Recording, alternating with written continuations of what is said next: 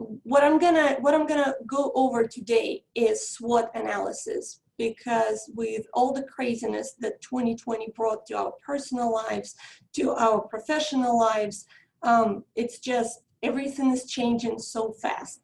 And from a marketing standpoint, when things are changing fast, SWOT analysis is usually step one that we need to take. So let me see. So according to Yelp surveys from May 2020 and then subsequently August 2020, in Hampton Roads, in a May survey, 58% of businesses that were shut down due to COVID restrictions indicated that that shutdown would be permanent. That is a tremendous number.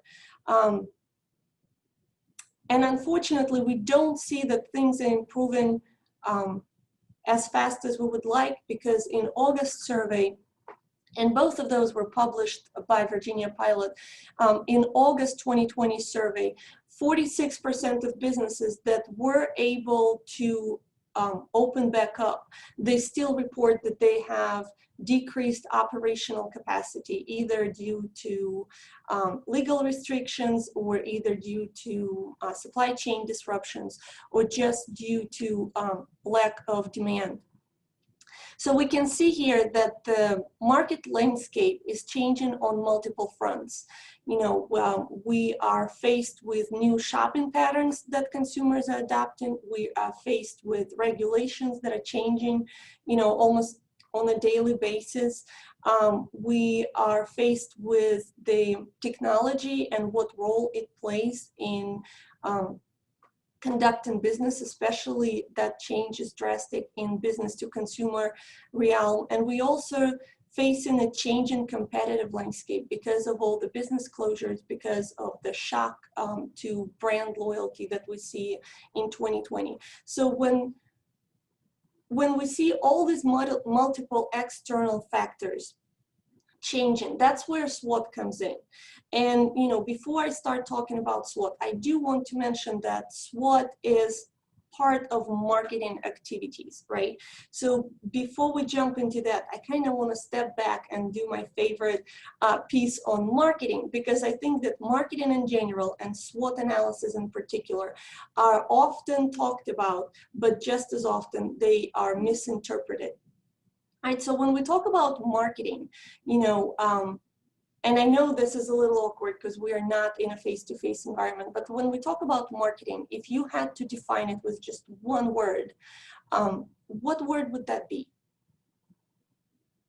You know, and if you want to mention it in chat, or if you want to mute yourself and just voice your opinion, or if you just want to think about it in your head, you know, I'm gonna give you 3 Mississippis and then I'll just continue on. Marketing in one word. I can only do 2. It's necessary evil.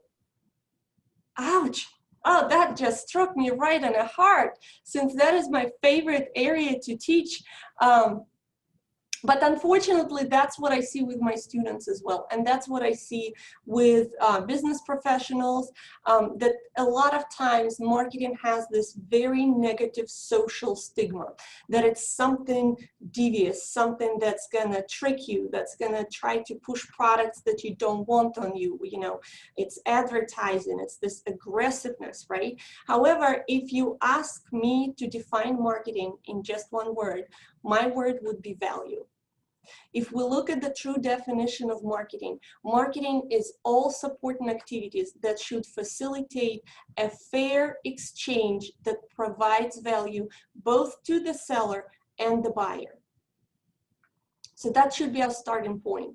Then when we talk about marketing, it's value. And when we talk about entrepreneurship in general, it's value. You know, once we shift our understanding and try to channel this idea that it's all about value, then we see that actually entrepreneurship is a great way to serve others. It's a great way to show your love and care for those around you by identifying a need in a society and then finding a way to provide value or satisfy that need through offering high value products, right? So how do we create high value products, right? I mean, I would love to solve a need in a society. I would love to create a high value product. How do I do that? Well, in order to do that, that's when we actually come to our SWOT analysis. I know that many of you or all of you probably have heard about SWOT analysis. It stands for strengths, weaknesses, opportunities, and threats. And it is a strategic analysis. And what we need to realize is that when we talk about SWOT, we're not talking about what we're going to do. That's not what SWOT is about. SWOT is the first step of that marketing activity, recognizing a need in a society. That's what it is. So when we look at SWOT analysis, strengths and weaknesses are going to be our internal factors, and opportunities and threats are going to be our external factors. When I say internal, what I mean is controllable. It means something that the company has the ability to change, right? Something that we possess, either a tangible or intangible asset, something that provides us competitive advantage, something that we're doing better than our competition, or, you know, in terms of weaknesses, something where we're lagging behind, something that we know needs to be improved, right? But those are factors, internal factors that are completely in our control. I don't have enough social media presence. Well, that's a weakness because it is within the control of the company to change that, right? Now, when we come to external factors, we're talking about environmental, uncontrollable factors. So with strengths and weaknesses, we're looking inside our organization and we're trying to kind of assess our own capabilities, right? What are we doing exceptionally well? What things need to be improved or at least minimized, right? When we're talking about external factors, it is no longer about us.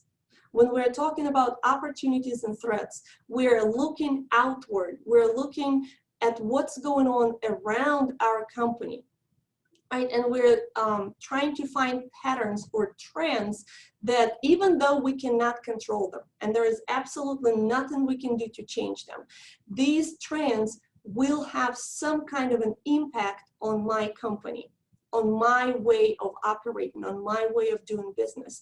And if those trends provide a positive impact, we call them opportunities. If they have a negative impact, we call them threats. Now, once we recognize these two buckets of opportunities and threats, then we can base our marketing strategies. So first, we just look at what's going on with no implication on us, no focus on us. Once we identify what's happening around us, then we start planning steps, and that's where the 4P strategy come in.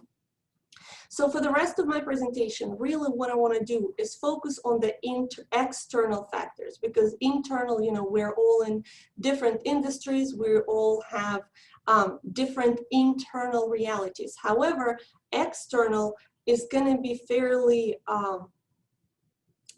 similar for all industries right now, again, in a 2020 reality that we are facing together. So what I'm going to do is I'm going to identify five external forces, and I'm going to broadly talk about trends that we are seeing in those external forces in the reality of global pandemic, in the reality of all the restrictions and all the changes that we as individuals and as businesses facing today.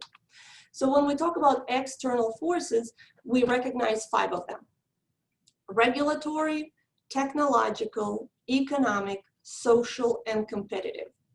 Now they all play, they're all interrelated, and as we discuss them, you will see that one of them will have a direct impact on another, you know, and they're all kind of are intertwined together to form this cohesive environment that our business is trying to strive in.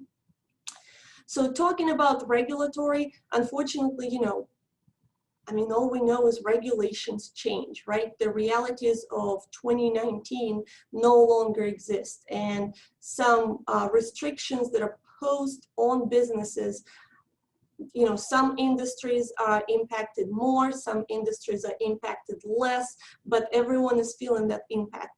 We really don't have any unison trends because, again, it's industry specific, right? But all we know is that right now regulations are changing so fast, right? We're going from one phase to another in reopening. Restrictions have been lifted, even though not, you know, perhaps not as fast as maybe some of us would like. I know I live in North Carolina, and North Carolina seems to be, you know, kind of like that parent that's trying to count to 3, but you know, they will actually don't have any intention of actually saying 3, right? We're in phase 1, we're in phase 2, we're in phase 2.5, we're in phase 2 3/4, right? So all we know is just it's an important factor right now, and for each individual industry, we need to keep track of that, right? We need to see what is actually happening. Technological force was important to businesses for decades, right? Because we know that the impact of online shopping, you know, the way consumers look for products has been impacted by the web, right, by the internet, by online shopping for a long time. But 2020 completely reshaped that. It took the online and omni-channel shopping to the next level. You know, if just, you know, several years ago, having an alternative way of distributing your product online was looked as, you know, just some additional positive thing. Right now, it's a must. It's the matter of survival. It's not optional, right? When I say online, I mean, you know, fully online shopping experience. When I say omni-channel, I'm talking about seamless shopping experience to where consumers can switch between online and face-to-face interaction with your business, your product, and your company, right? So those will be our order online, pick up in store, you know, or select in the store, but purchase to be delivered at home, right? When we're switching between physical and online channels. And we see that these trends, so we know that due to restrictions, you know, a lot of people were locked inside, a lot of people didn't feel safe going out for any reason.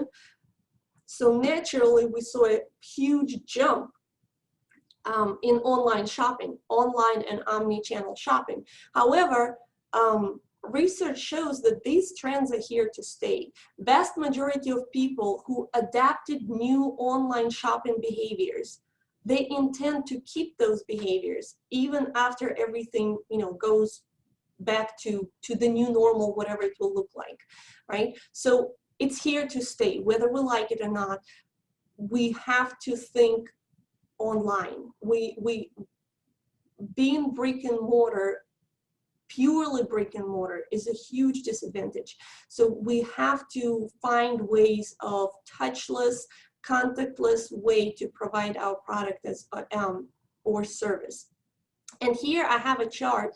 I know it's probably too small. I don't know if you're able to see it really well.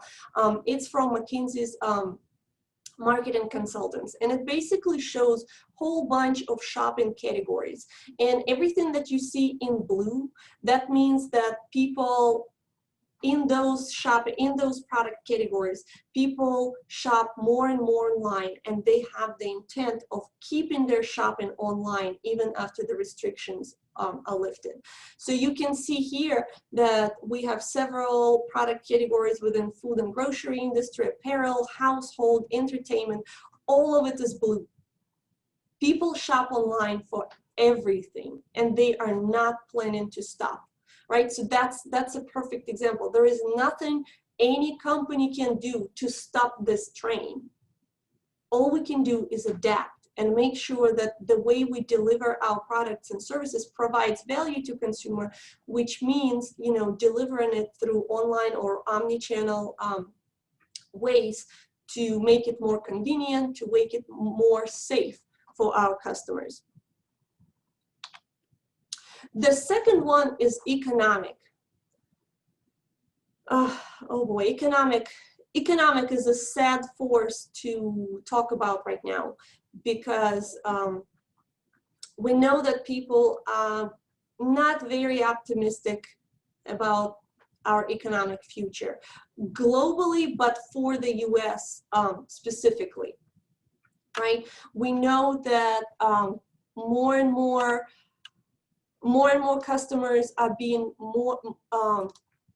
paying more attention to how they spend their money, right? So here is another survey that was done by Deloitte Consultancy, and we see that 40% of people are being more mindful of spending. So we are not talking about, so we, even pre-COVID, we had, you know, economically oriented consumers. We had people who were more price conscious than the others. This is not what we're talking about. So we're talking about the change between pre-COVID and right now. Right, so we see a jump of 40% in people who are mindful in their spending, right? We see that 31% are actually switching their brands. They're switching the products and companies they use just to save money, right? And we see that 21% are being more careful researching their products. So these are the things that it could be an opportunity or a threat, because if you think about it, when people are in a mindset or open to switching their brand, to switching companies that they were loyal to, on one hand, it increases the risk of us losing our customers, right? So we need to be mindful of that. But on the other hand, it opens us doors, because we know that customers who are using, you know, potential customers who are using our competition are much more willing to look at us as an option right now. Because right now, when all their habits are broken, they are much more willing to switch, right? So the market share, which is usually a pretty stable breakdown for each individual industry, is much more fluid now. I wanted to show you this little tool that I like to use that I feel is especially, might be especially helpful for small businesses that are geographically oriented, right? If you have a well-defined target market on a geographic basis, and now I said target market, now I want to stray away and talk to you about market segmentation, but I'm gonna refrain myself. I'm gonna stay on track, and maybe I'll get the chance to come back and talk about market segmentation. But if you think that your customer base is geographically focused, right? So all of your customers are, or majority of your customers, in some well-defined geographic area, then the Esri Tapestry can be a really helpful tool. I love it because it's free. We have, and it's actually very popular. It's very similar to something that Nielsen is doing. And Nielsen is charging hundreds and sometimes thousands of dollars for people to be able to access this neighborhood analysis. Esri is providing it for free, well, with a catch, you see here, right? So they give us some information for free, but they show us all this different information that they will be willing to share with us if we pay them some money. So all you do is you go to their zip code lookup and you enter any zip code. Do you have any in mind? Do you have, I would love to, you know, take a suggestion from you. What zip code should I look at? 23464. 23464. Okay. I hit enter, so magic should be happening. Hold on a second.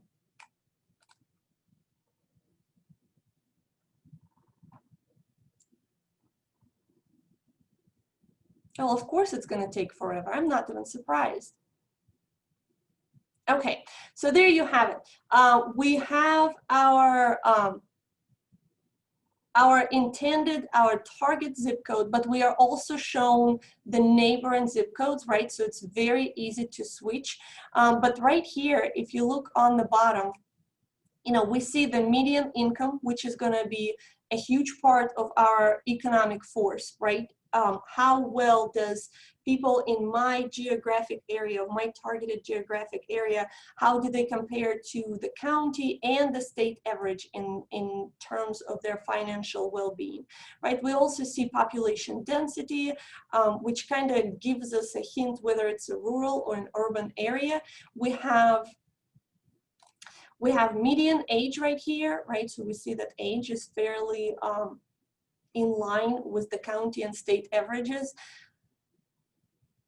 And then it has this tapestry thing, which actually leads me to the next force I'm about to discuss, which is social, right? It actually gives you a description of people who live in that zip code, right? It gives you 3 main categories of people who live there.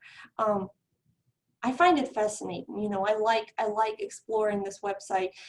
I do probably have to have like a little disclaimer that even though Esri usually updates their data fairly frequently, it's not day by day, and it's not even, on a monthly basis. So again, with the fast-paced change of 2020, we should realize that there might be higher than normal level of error, right? Especially with like the income data, because employment is changing so rapidly. But anyways, it's just something that I wanted to show you, and hopefully maybe you will find it useful in some way. So as I mentioned, the Esri tapestry provides us a psychological description, psychographic description of people that live in certain areas, right? Which actually the type of people we're trying to serve. So the type of people that can be described as our most likely customer or our typical customer, right? We refer to them as our target market. So any kind of cultural, demographic, psychographic changes that we have within our target market will be part of the social force. And here, once again, we have very stable trends that are going to be crucial for virtually any industry, any business, whether it is for-profit or non-profit. These trends are reshaping the market as we know it, right? First of all, we see that customers across the board are becoming more price conscious, right? That ties directly to our economic force, right? And lack of economic optimism in the population.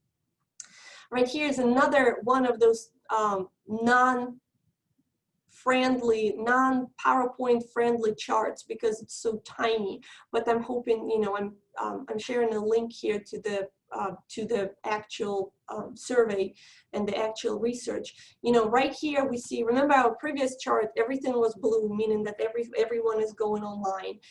Right here we're talking about how much money are you planning to spend? How are households adjusting their budgets for each individual category? And red means they're going to decrease their spending in that category. Light blue means it's going to stay fairly the same. And then if we go to darker shades of blue, that means they project that they will increase spending in those categories. Not a pretty picture, right? Because again, across the board in the US and across the globe in general, people are not very optimistic about their spending, right? So that's another proof that brand loyalty is probably going to suffer, and people will be more and more willing to switch their normal patterns to find that high value product and service. Because when we talk about price conscious, a lot of times it's not just numbers, it's more value oriented, because every time customers look at price, they also consider the benefits they're getting from the product, right? So price always exists in conjunction with benefits. And there's always a certain thresholds of benefits below which consumers will not go, even if you give away your product for free, right? So we need to realize that price conscious doesn't mean that, oh, I have to cut my price to keep my customers. you can do that, or you can increase value, right, by addressing some other trends in the other forces. So less brand loyal, because again, brand loyalty is a habit, is a form of habit. So in a stable environment, we don't want to think a lot when we buy things. So we want to just buy what we've bought before, you know, keep the relationships that we had before, because change requires effort, right? And as was already mentioned earlier today, a lot of times people don't like to exert effort that they don't necessarily have to, right? We're kind of, you know, unfortunately lazy. That's, you know, not the way we were meant to be, not the way we were created, but a lot of times if we don't have to do something, we don't. So that's basically brand loyalty, right? I fall into habit of buying the same product. I'm satisfied with it. I like the company. I like the brand, right? However, again, when your economic status is changed, when your shopping experience, you know, completely changed because now you're shopping online instead of actually going to a physical location, that's the time when the habits are broken. Our old habits are broken. That's the time when consumers are most willing to switch their brands. We're open to technology as, you know, individual consumers and as companies. Again, that links to our technological force, right? That it's here to stay. There is no way to change it. All we can do is, as individual companies, find a way to adapt it. Low touch activity focused, and that's actually recent survey showed that close to 70% of people nationwide still don't feel comfortable engaging in activities outside of their homes, right? So even though legal restrictions are lifted, socially, more people than we realize do not feel comfortable venturing out of their homes, right? But there's still a grave health concern. So anything that can decrease point of contact, direct physical contact with customers, will be viewed as a plus. Customers expect curation and transparency. And what I mean by that, we had this trend pre-COVID that people want to feel special. When they buy a product, they want to think that it is a unique product that was created just for them, and it was carefully assembled or carefully crafted by a real person, right? They want to know that someone actually took the time and effort to create a product or service specifically for them. And so this whole phenomenon of expecting customization on an exponential level is termed curation, right? And then again, that trend jumped significantly over the time of the pandemic because partly of the health concern, right? So the health concern actually accelerated the growth of that trend. And then we see that consumers want transparency. So when it comes to company policies, especially when they relate to how COVID is being handled, they want transparency. They want to know, what are you doing to keep them safe? What are you doing to keep your products safe? What are you doing to keep your employees safe? And actually, in that McKinsey survey that I mentioned earlier, they said that over half of consumers who are switching brands saying that the way COVID is handled by an organization is the top reason why they're switching brands. We are, as a consumer force, we are more and more eco-driven. And there is a switch here that happened in 2020. We see that we are no longer just eco-friendly, right? No longer we're just thinking that, you know, oh, I bought something from in a recycled bag, pat on the back, how good I am, you know. We have this trend of eco-shame to where people feel guilty for not being eco-friendly. So we no longer look at buying sustainable products as a positive reinforcement, as a reward, but rather buying eco-friendly or sustainable products is now a negative reinforcement. So by buying it, I'm able to get rid of the negative feeling of eco-shame. And psychologically speaking, negative reinforcement is usually much more impactful on our behavior than positive reinforcement, right? So, and finally, the last trend that we see across the board is that consumers are becoming more and more service-oriented. And what I mean by that is that the way people value ownership of products is changing. People don't necessarily want to own products anymore. They're fine just using a service, right? They're fine leasing a car instead of buying a car. They're fine renting a house instead of buying a house. They are fine subscribing to a monthly delivery of laundry detergent instead of buying laundry detergents themselves, right? So we see that you know, everything is becoming service oriented, and that gives rise to this subscription industry, to where, you know, before subscription was just for magazines and newspapers. Now every industry is impacted by that, right? We see that Microsoft is shifting from actually, you know, selling the software to providing a subscription service for Office 365.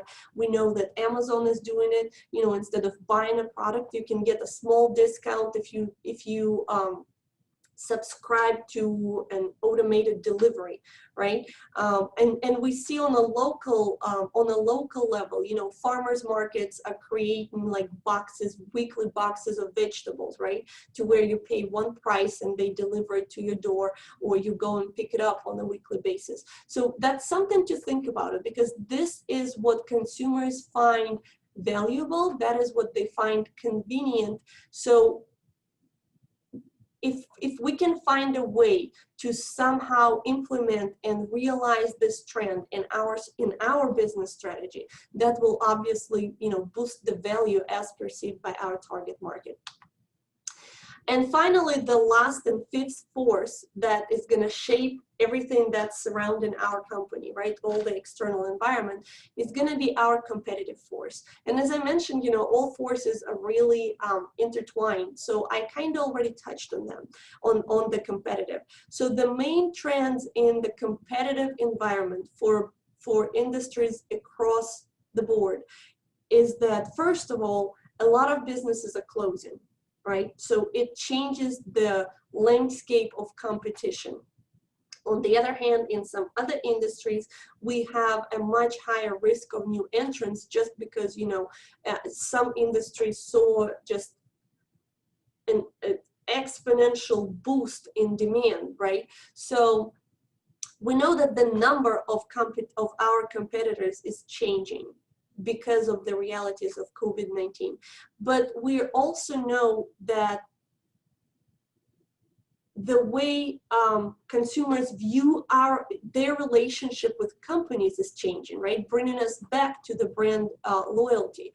So we know that even though if we have more competitors, or even though if none of our direct competitors suffered, or, you know, went bankrupt, or in some other direct negative way were impacted, we see that consumers themselves are much more willing to switch, right? So here is another McKinsey chart. You know, 75% of consumers who switched brands or shopping behavior, they tend to continue with that behavior, right? They don't want to go back.